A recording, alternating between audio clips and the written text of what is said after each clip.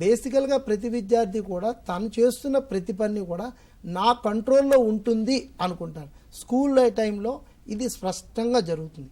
ఎప్పుడైనా సరే ఏ విద్యార్థులైనా చిన్న ప్రవర్తన మార్పు వచ్చినా మనకి ప్రధాన సంకేతం ఏంటంటే వాళ్ళ యొక్క ప్రవర్తనలో మార్పు, వాళ్ళ మాట ధోరణిలో కానీ, వాళ్ళు ఇతరులతో కలవడంలో కానీ, వాళ్ళు చదువుల్లో ఉన్నప్పుడు ప్రవర్తించే విధానం కానీ, వాడి తల్లిదండ్రులతో మాట్లాడే విధానం కానీ, స్కూల్లో కానీ ఇతరులతో కానీ వాళ్ళు ప్రవర్తించే విధానంలో కానీ చిన్న మార్పు వచ్చిన వెంటనే వాళ్ళ ప్రవర్తన స్పష్టంగా వాళ్ళలో ఒక ర్యాష్నెస్ వచ్చేస్తుందండి.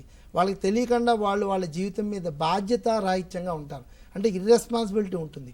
వాళ్ళకి ప్రతి చిన్న విషయానికి కూడా అనంగీకారం అనుకుంటారు. అంటే వాళ్ళ ఎమోషన్స్ని ఎదుటి వాళ్ళు అంగీకరించాలి అనుకుంటారు. That is called validation of their feelings. So నాకు నచ్చింది ఇలా ఉంది, ఇది అందరూ అంగీకరించాలి అనుకుంటారు. కానీ అది జనం కానీ, కుటుంబం కానీ, తల్లిదండ్రులు కానీ, సమాజం కానీ అంగీకరించరు. అప్పుడు వాళ్ళకు వచ్చేటువంటి మొట్టమొదటి అంశం ఏంటంటే కోపం. నాకు బాధ కలిగింది, ఆ బాధను ప్రకటించడానికి నేను చేసే చర్య కోపం.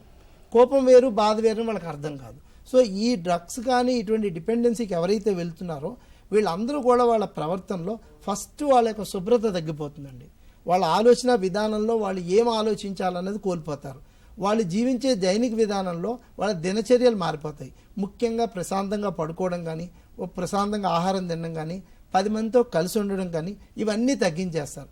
ఎప్పుడైనా సరే కుటుంబంలో తల్లిదండ్రులు మీ బిడ్డలు ఇతరులతో కలవటం లేదు, ఇదివరకులాగా ఉండటం లేదు, లేదా ఆహారం తీసుకోవట్లేదు, లేదా అసంపూర్ణంగా నిద్రపోతున్నారు, అర్ధరాత్రి లేచి కూర్చుంటున్నారు, ఇలా వినూత్నమైన మార్పులు చూసినప్పుడు ఇమ్మీడియట్గా మీరు నిష్ఠాతులను సంప్రదించండి.